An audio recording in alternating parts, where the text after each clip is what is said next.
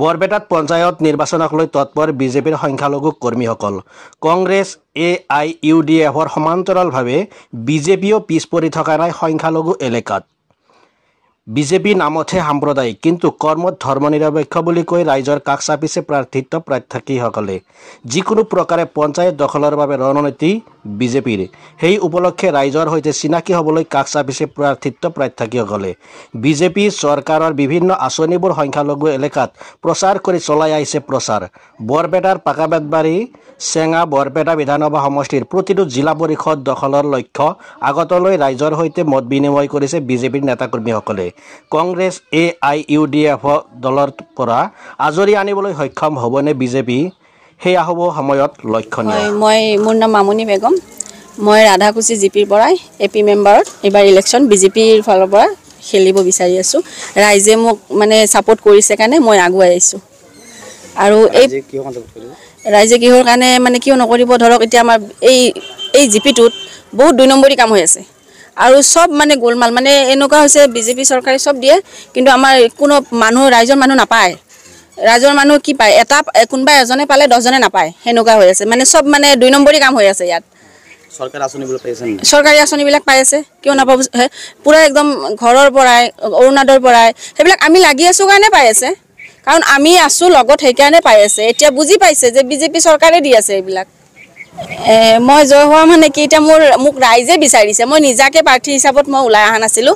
মোক ৰাইজে অলৰেডি যদি প্ৰেচিডেণ্ট খেলা হ'ল হয় তেনেহ'লে ডাইৰেক্টলি মোক ৰাইজে মোক প্ৰেচিডেণ্ট বুলিয়ে কৈছিলে। এতিয়া মই মানা কৰিছিলোঁ যিহেতু, তাৰপিছত মোক ৰাইজে বিচাৰিলে কাৰণে মই ওলাই আহিছোঁ।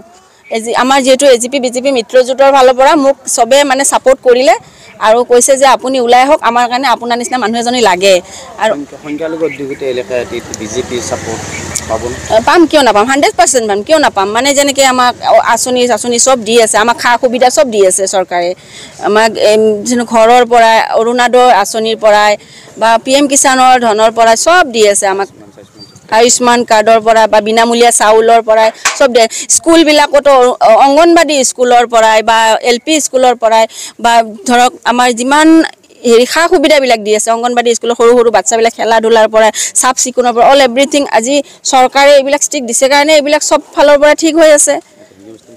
হিন্দু মুছলিম চোৱা নাই ইয়াতে এনেকুৱা নহয় যে হিন্দুক দিছে মুছলিমক দিয়া নাই, চবটো সমানেই দি আছে হিন্দু মুছলিমক।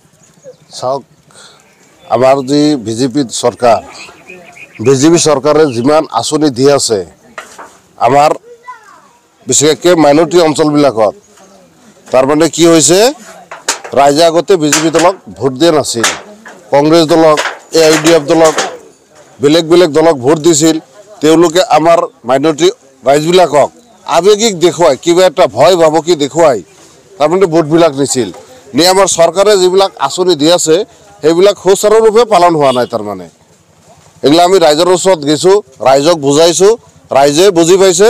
এবাৰ ৰাইজে 100% বিজেপি দলক ভোট দিব আৰু কালদিয়া জিলা পৰিষদৰ পৰা মই জয়যুক্ত হ'ম, এইটো একদম 100%।